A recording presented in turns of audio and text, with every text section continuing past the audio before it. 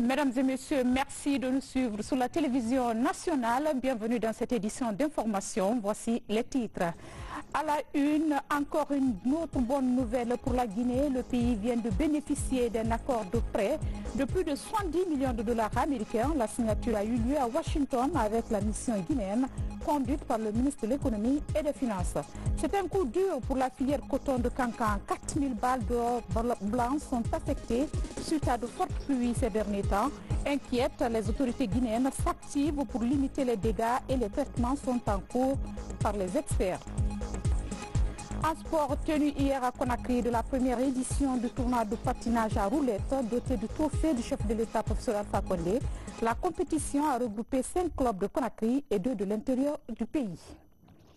Encore une fois, bienvenue à tous. Nous commençons ce journal par ce communiqué de la présidence de la République de Guinée. C'est avec une vive émotion que les autorités guinéennes ont appris le grave incendie ce lundi 15 avril 2019 qui s'est déclenché à la cathédrale Notre-Dame de Paris, classée patrimoine mondial de l'UNESCO et monument historique le plus visité de l'Europe. Le peuple de Guinée apprécie et salue la promptitude dans la réaction des sapeurs-pompiers parisiens et des autorités civiles et militaires de la République française. Il se fait solidaire du peuple français dans cette tragédie qui touche au plus haut niveau l'Église et tous les chrétiens du monde entier en cette période de carême. Conakry, 15 avril 2019, la présidence de la République, transmise par le bureau de presse de la présidence de la République. Je vous disais dans le titre, la moisson a été très bonne pour la mission guinéenne à Washington. Elle a obtenu la signature de 2 accords de prêt.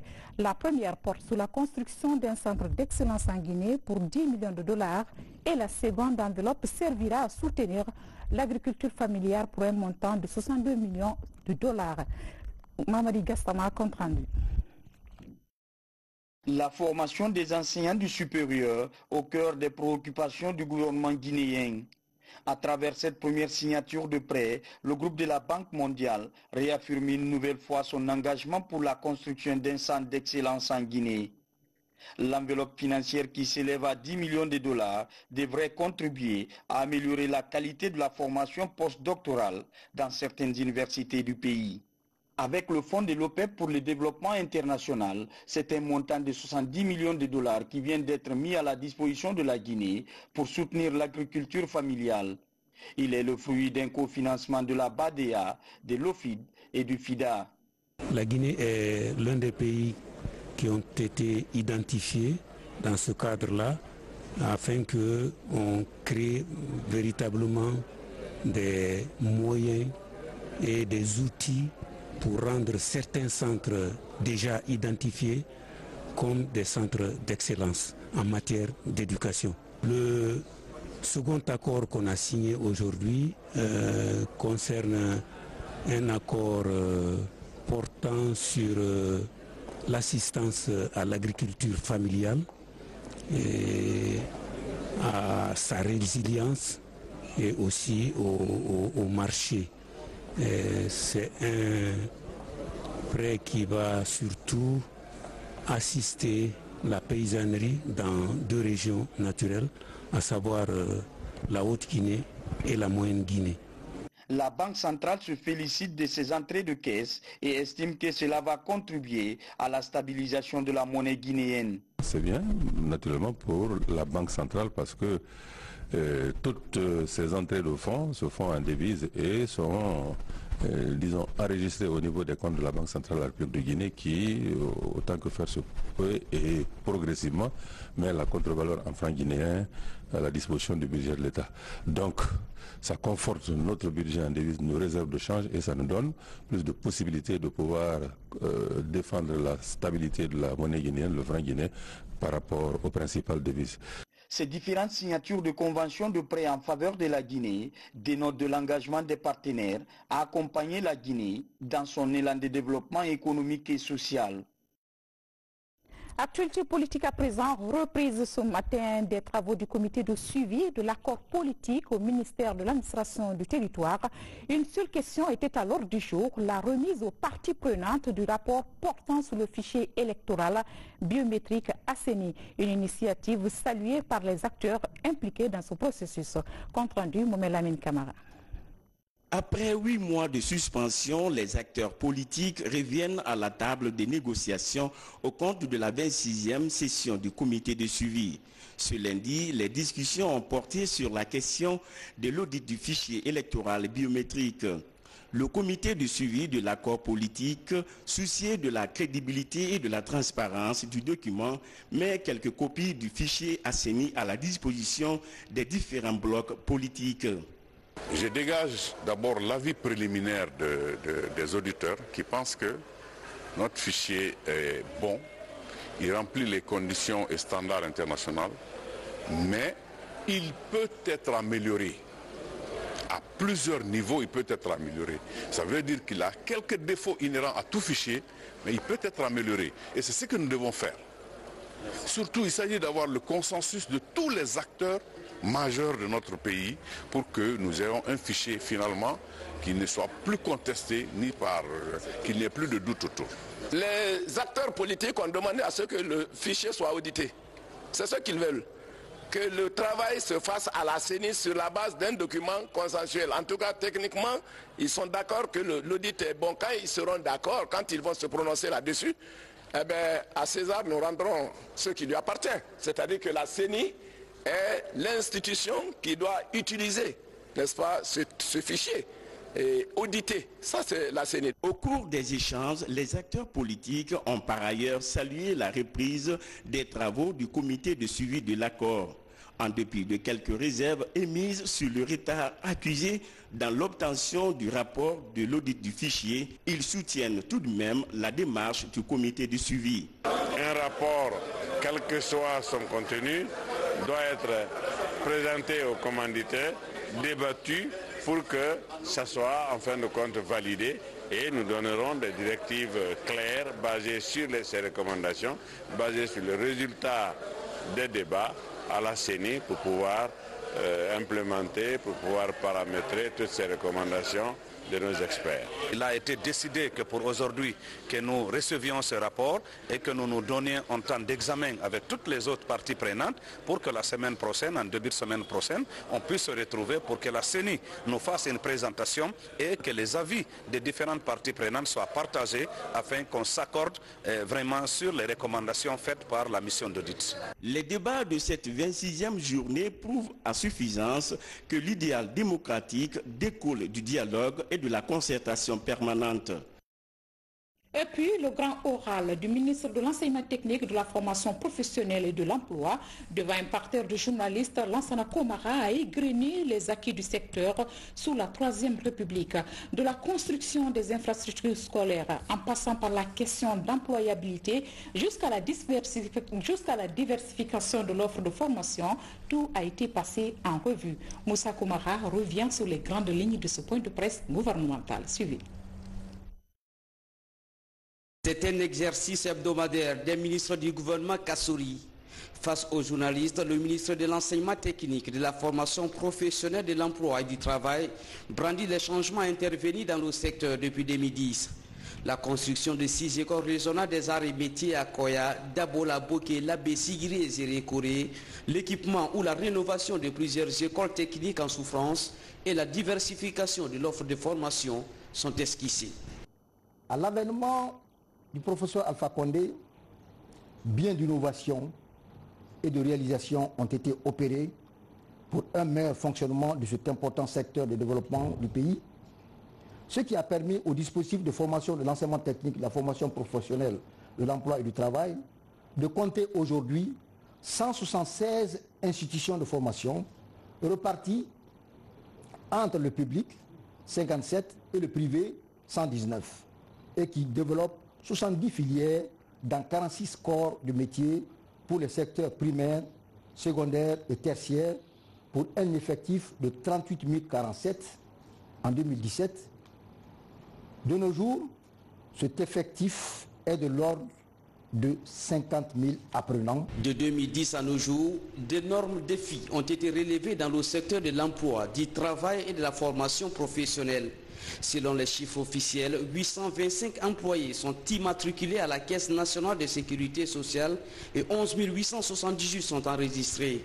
L'imagerie médicale par résonance magnétique est opérationnelle. Pendant ce temps, les travaux de construction de l'hôpital de standing international de Bessia sont en voie de finition. À l'inspection générale du travail, 372 plaintes liées au conflit de travail sont traitées sur les 433 reçues. À l'Office national de formation et de perfectionnement professionnel, le nombre d'entreprises cotisantes est passé de 80 à 212. Plus de 4000 employés du secteur privé ont bénéficié des formations continues. À la GIP, l'Agence guinéenne pour la promotion de l'emploi, plus de 45 000 jeunes demandeurs d'emploi ont trouvé des lieux de stage. Pour les années à venir, l'ambition est grande. La poursuite aussi de la construction de nouvelles infrastructures en faveur de l'École nationale des postes et télécommunications, ENPT, dans le cadre du projet Plaza Diamond. Le démarrage des travaux de construction et d'équipement de l'école normale d'instituteurs de Mamou, grâce à un financement du gouvernement japonais à travers la JICA.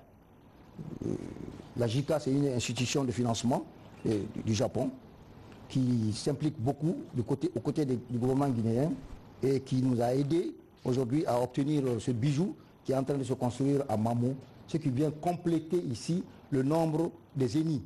Parce que chaque région a son école normale des instituteurs. C'est Mamou qui était un peu en retard, mais Dieu merci, dans les mois qui suivent, nous allons aussi procéder à l'ouverture de ces écoles. Vous serez encore invités à Mamou. La mise en place d'un projet d'amélioration de la formation et de l'insertion dans les secteurs de l'agriculture et des mines, le projet PAFISAM, financé par l'Agence française de développement, l'AFD, dans le cadre du CDD. Ce projet de 15 millions d'euros prévoit la rénovation, extension des infrastructures de 11 établissements dans les secteurs de l'agriculture et des mines. Un DAO national pour le recrutement des entreprises devant prendre en charge ces travaux déjà élaborés. C'est-à-dire que le DAO est déjà prêt. Maintenant, ce DAO est en cours de validation par les partenaires, c'est-à-dire l'Agence française de développement, l'AFD.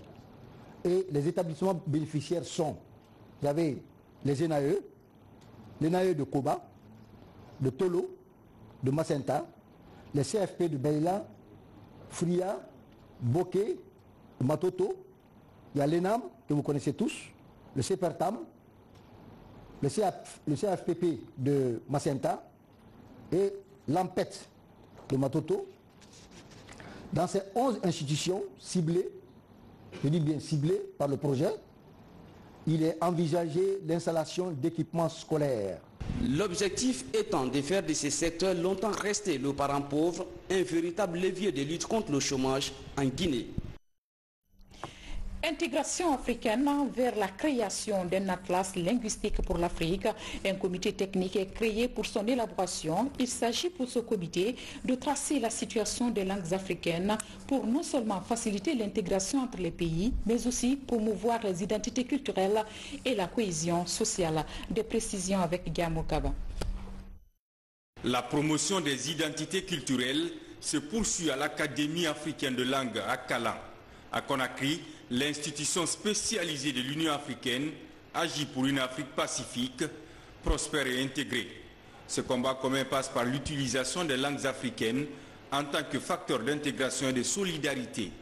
L'ambition de ces acteurs venus des différents pays du continent est la promotion des valeurs culturelles et l'échange entre les États africains afin de promouvoir la paix. Ce que nous voulons faire, c'est que les Africains doivent utiliser leur propre culture, leur langue, leurs valeurs pour se développer. Parce que nous ne pouvons pas nous développer en utilisant les langues d'autrui, ça ne marche pas. Nous ne pouvons pas nous développer en utilisant la culture, en se servant la culture d'autrui au détriment de notre propre culture ou nos propres langues. Donc, nous voulons utiliser nos valeurs, nos cultures et nos langues pour nous développer. Ces audiences de Conakry portent essentiellement sur l'élaboration d'un recueil linguistique pour doter l'Afrique d'une base documentaire multilingue. Un recueil pour permettre à la nouvelle génération de découvrir les récits et contes publiés dans les régions d'Afrique. 3 jours de travaux permettront aux participants d'obtenir les informations sur les langues africaines. L'objectif global, c'est l'élaboration de l'atlas linguistique. Et pour cela, on a besoin de mettre sur pied un certain nombre d'équipes qui vont se charger de l'élaboration de cet atlas-là du début jusqu'à la fin. Et cet atlas linguistique, comme on l'a dit, permettra de nous connaître davantage. Okay, si on vous pose la question combien de langues on parle en Guinée, il faut qu'on puisse répondre à ça. Les résultats auxquels vous parviendrez doteront l'Afrique d'une base documentaire linguistique permettant ainsi à l'Akalan de produire des cartes géolinguistiques utiles aussi bien pour la recherche que pour l'enseignement. Ce rendez-vous culturel et scientifique est l'aboutissement de l'engagement de la Guinée dans la promotion des langues africaines. Le pays est engagé dans un vaste projet d'alphabétisation. Pendant ce temps, l'alphabet Nko, quant à lui, poursuit son petit bonhomme de chemin. Il vient d'être célébré à Kankan. Inventé par le Guinéen Solomon Kanté, l'alphabet Nko est une méthode de transcription des langues africaines et même occidentales aujourd'hui. Bientôt, la construction d'une université Nko, la pose de la première pierre s'est passée à Kankan cette semaine. Explication et la Jaya Yassil. À Kankan Nambaya, 72 ans après, on se souvient encore qu'un de ses fils a vécu pour l'humanité.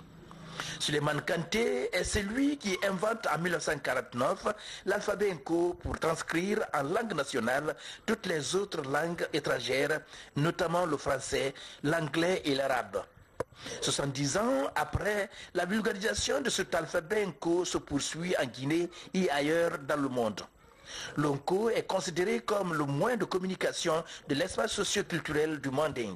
Il a besoin d'un certain nombre d'instruments juridiques pour s'épanouir, d'où la tenue de cette assemblée générale.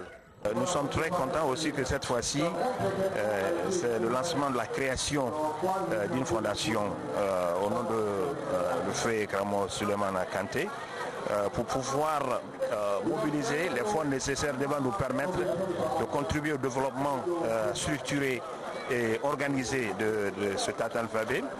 Et comme vous n'êtes pas sans savoir qu'avec une fondation, nous pouvons prendre en charge ce qui concerne l'impression des livres, les enseignants de cette langue et tous ceux qui sont autour de nous. Dans cette salle, les participants venus du Mali, Bamako, de la Côte d'Ivoire, du Burkina Faso, de la Sierra Leone et du Libéria ont échangé sur les contributions à apporter pour le développement de l'alphabet Nko. Les contributions individuelles sont fixées à 10 000 francs et les bonnes volontés se sont manifestées sur place. Le chef de l'État, professeur Alpha Condé, a fait un geste de solidarité et a apporté sa contribution financière. D'autres initiatives ont été annoncées comme celle de la pose de la première pierre de l'université Suleiman Kanté, une initiative de l'Union Mandé Sabati. Tout Kankan, tous les professeurs Nko, tous les élèves, en un mot, toute la population de Kankan se sont mobilisés. Ils sont très contents par rapport à la pose de la première pierre qu'on projette à un jour historique. L'alphabet Nko a connu beaucoup de progrès depuis sa création. Le lecteur en alphabet Nko est capable de se promouvoir des livres dans toutes les disciplines. Avec la construction de ce complexe scolaire et universitaire, l'alphabet Nko s'impose comme une nécessité d'usage dans le système éducatif guinéen. Religion, selon le secrétariat général aux affaires religieuses, le montant pour le Hajj 2019 cette année est fixé à 43 millions de francs guinéens. C'est une déclaration publiée ce lundi. Il indique que les inscriptions des candidats pèlerins commenceront ce mercredi 17 avril prochain et prendront fin le 24 juin 2019. À propos, voici la déclaration du secrétaire général chargé des affaires religieuses. Suivez. Chers compatriotes,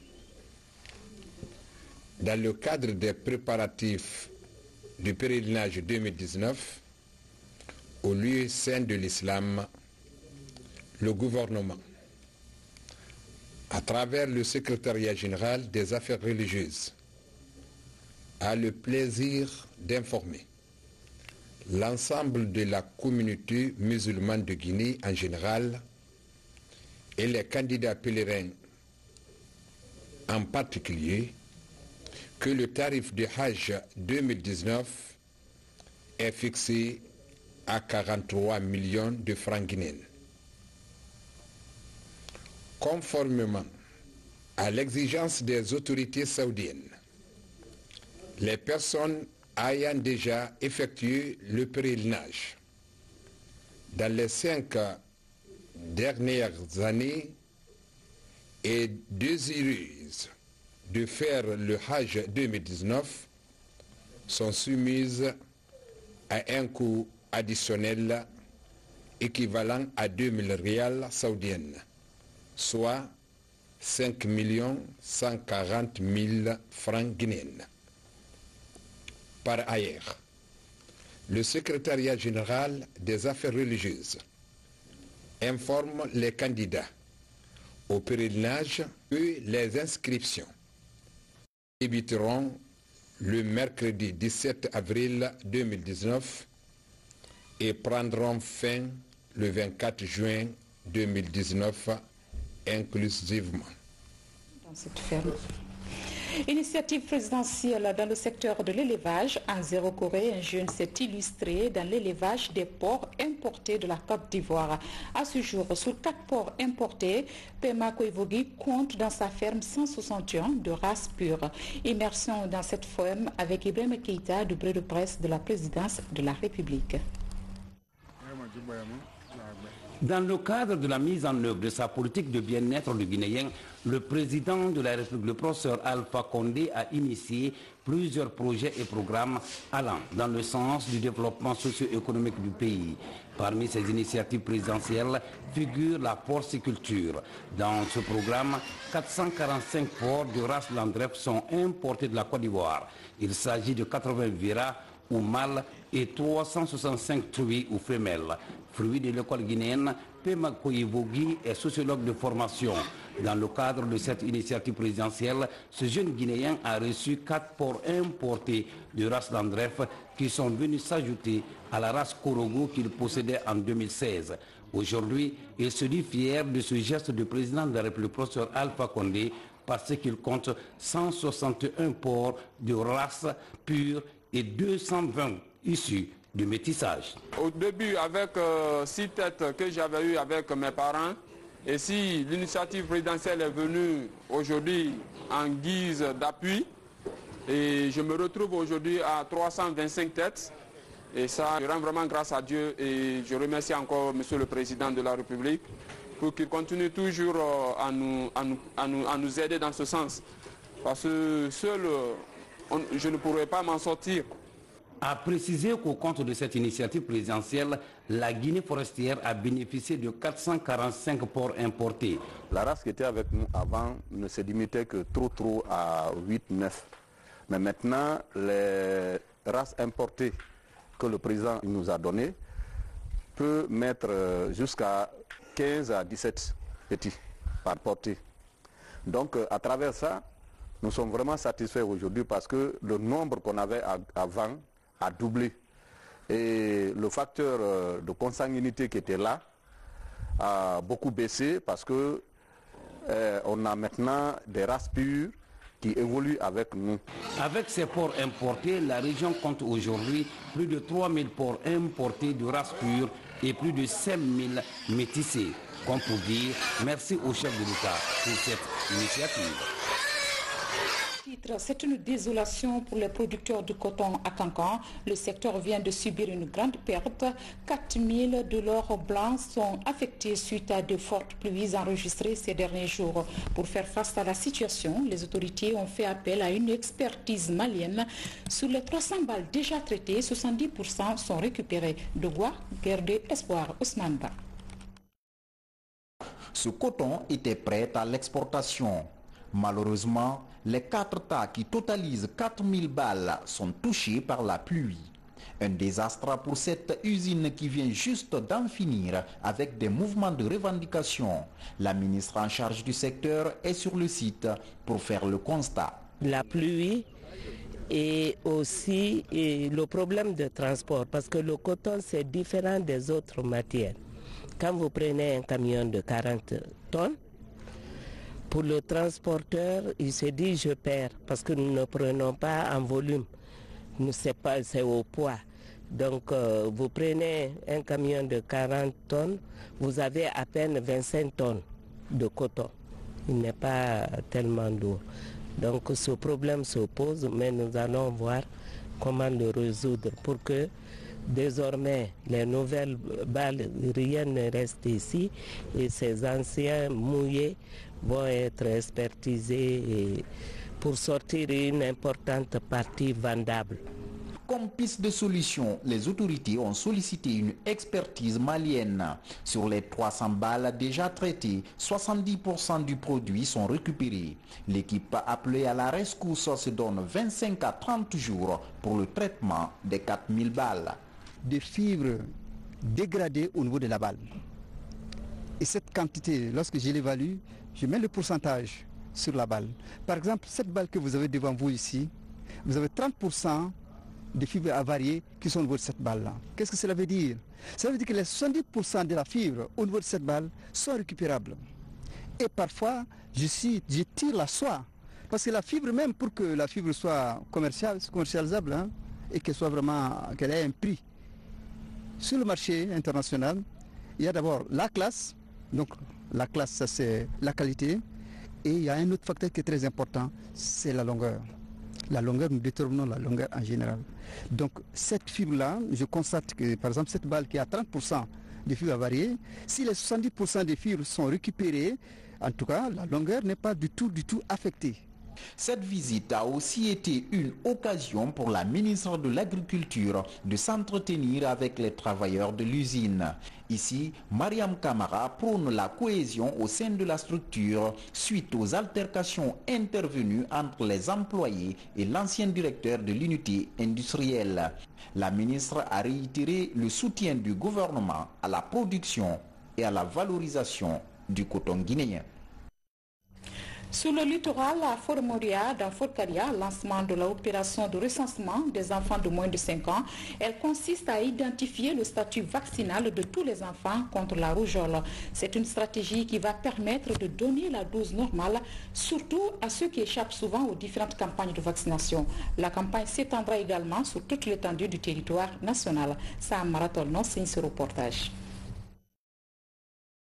Pour faire face à la recrudescence de la rougeole dans le pays, acteurs de la santé, partenaires techniques et financiers se retrouvent ici à Fort Moria, dans la préfecture de Fort-Caria.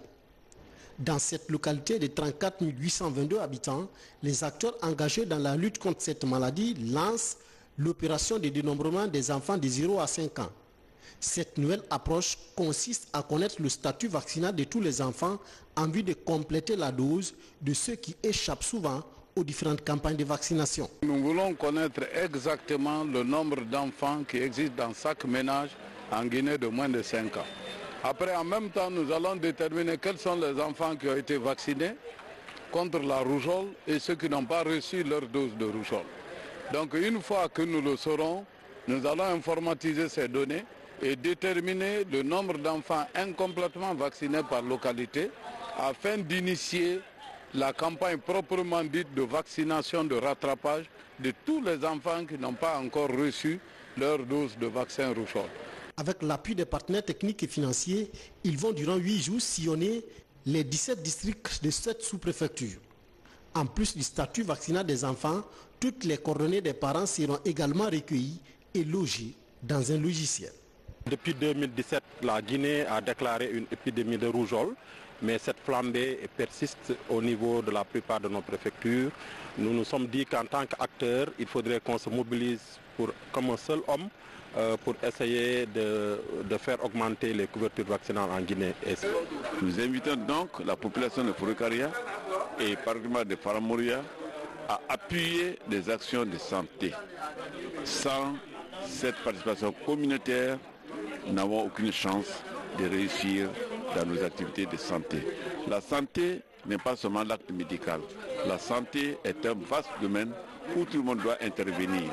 L'opération va s'étendre sur toutes les préfectures qui ont notifié les flambées de rougeole ces dernières années, puis sur l'ensemble du territoire national d'ici à la fin des 5 prochaines années. L'objectif global est l'élimination systématique de la rougeole dans le pays. Un nouveau ministre fait son entrée dans le gouvernement Kassory. El Hadj Papakoli Kourma a été installé ce matin dans ses nouvelles fonctions du ministre d'État, ministre de l'Hydraulique et de l'Assainissement. La passation de service s'est passée avec Dr Cheikh Talibé Silla. La cérémonie était présidée par Diakha Bekaba, secrétaire général adjointe du gouvernement. Reportage Nabi Kamara. Depuis bientôt 6 ans qu'il a quitté le gouvernement, El Hadj Papakoli Kourma revient en tant que ministre d'État, ministre de l'Hydraulique et de l'Assainissement. L'hydraulique, un poste jusque-là dirigé cumulativement avec l'énergie par Dr Cheikh Talibé Silla. Ce lundi, les deux personnalités ont procédé aux passations des témoins. Le ministre de l'Énergie a d'abord présenté le tableau d'ensemble de l'hydraulique avant de rassurer le nouveau responsable du secteur de sa parfaite collaboration. Je me dois avant tout de rendre grâce au Tout-Puissant Allah et exprimer toute ma reconnaissance au président de la République, chef de l'État, professeur Alpha Condé, pour la confiance qu'il vient de me renouveler en me nommant ministre de l'Énergie. Je tiens ici à vous rassurer, monsieur le ministre d'État, chers frères, de ma disponibilité totale et entière, ainsi que celle de mon département à tous les niveaux, à vous accompagner dans votre noble et exaltante mission, à savoir donner de l'eau potable et assainir l'environnement immédiat. Le ministre d'État, ministre de l'Hydraulique et de l'Assainissement, reconnaissant les efforts consentis par son prédécesseur, a promis qu'il œuvrera ensemble pour insuffler une dynamique à ce nouveau département. Que Monsieur le Président de la République soit remercié. Aujourd'hui, un seul esprit m'anime, celui de pouvoir mériter cette confiance. C'est pourquoi, en demandant la bénédiction du Tout-Puissant Allah, qui à travers lui cela a été possible, que l'opportunité me soit donnée pour mériter cette confiance. Pour mériter cette confiance, en donnant de l'eau potable aux populations guinéennes et en assainissant leur cadre de vie.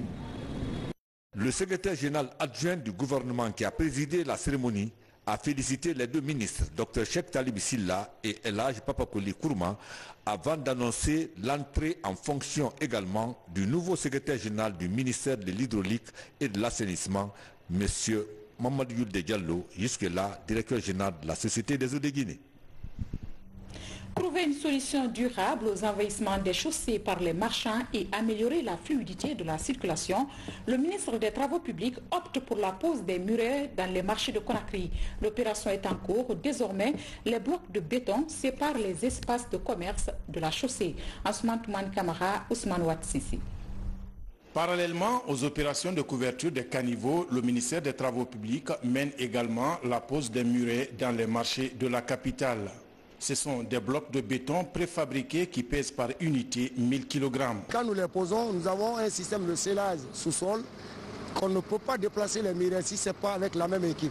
À peu près, on a 2491,3 mètres linéaires de murets qu'on doit poser dans la ville de Conakry. Dans ce lieu de commerce, la sécurité des populations était menacée et la circulation routière perturbée. Et désormais, ces murets séparent ces espaces de commerce de la chaussée. Ce qu'ils ont mis là, c'est pour notre sécurité. Avant, il y avait beaucoup de risques parce que les femmes venaient s'asseoir sur la route pour revendre. Et des fois même, il y a eu beaucoup d'accidents par rapport à ça. Donc s'ils ont mis ça, c'est pour notre sécurité. Donc je suis vraiment à l'aise pour ça. Bon, ces murets, c'est la solution. C'est la solution. Déjà, ça fait 1000 kg. Donc c'est indéplaçable. C'est scellé. Techniquement, on ne peut pas soulever ça. Et c'est suivi d'une sanction. Donc personne n'a le droit de franchir ces murets. Ces opérations de pose de murets se déroulent la nuit et sont aussi applaudies par les services de sécurité. Des agents de sécurité qui disent enfin trouver solution aux envahissements des emprises des routes dans les marchés. Éducation préparatif du Forum de l'étudiant guinéen, le ministère de l'Enseignement supérieur met les bouchées doubles pour la réussite de l'événement. La phase finale du concours national de mathématiques vient d'être lancée à cet effet. Deuxième du genre, ce concours met aux prises des garçons et des filles. C'est une initiative du département de l'Enseignement supérieur en partenariat avec la structure Hawing Excellence. Abraham Christophe Conté, Algasimba.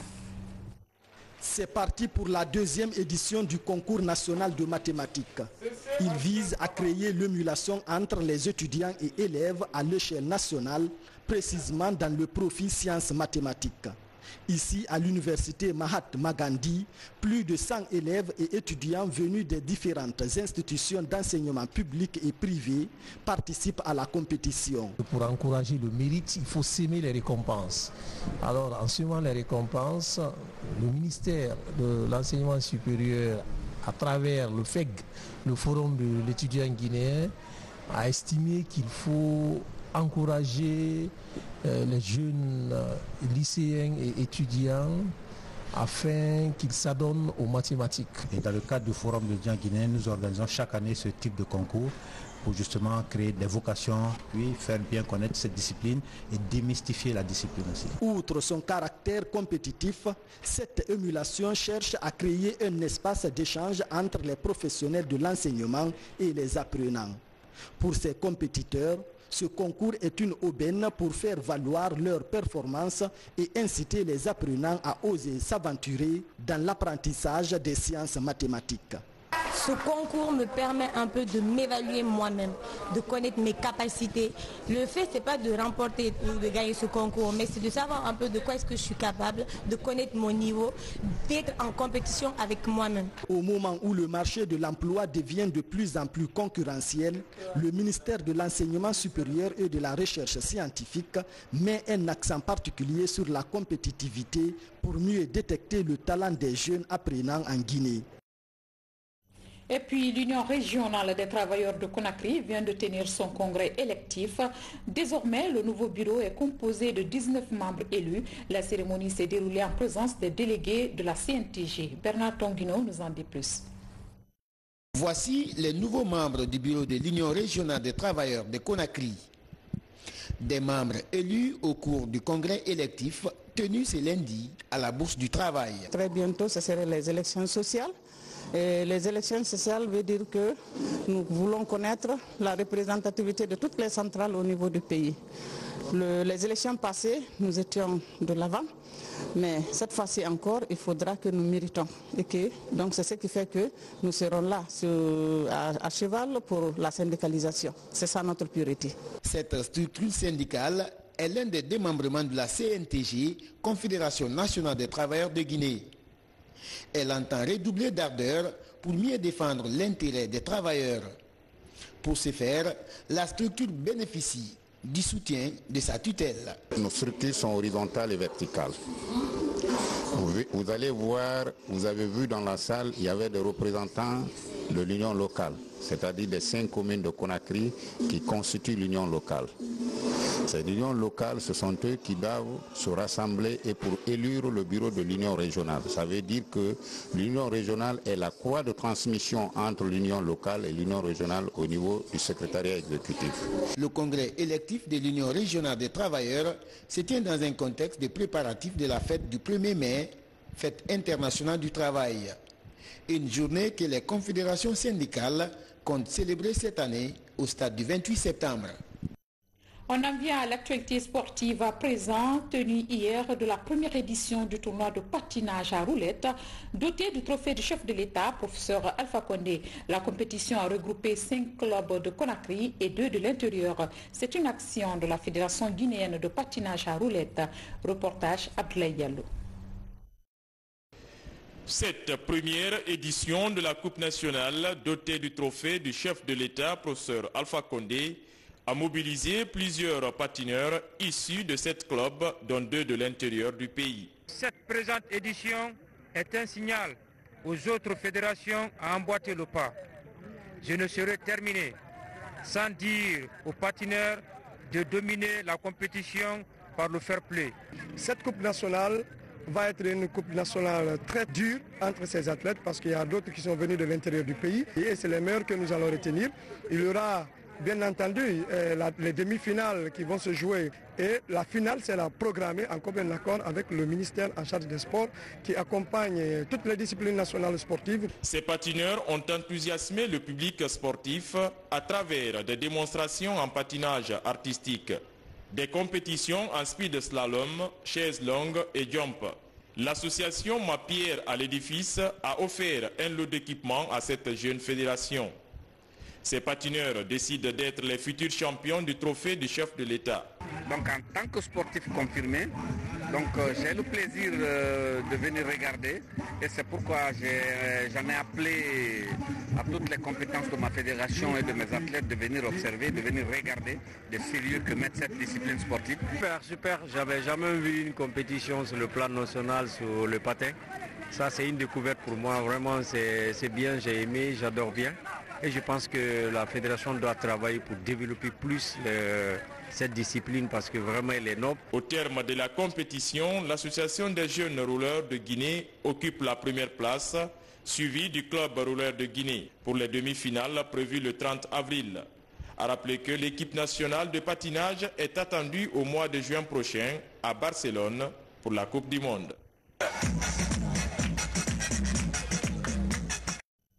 Mesdames et messieurs, voilà qui met fin à ce journal. Grand merci à vous pour votre obligeante attention. Bonsoir chez vous. À demain.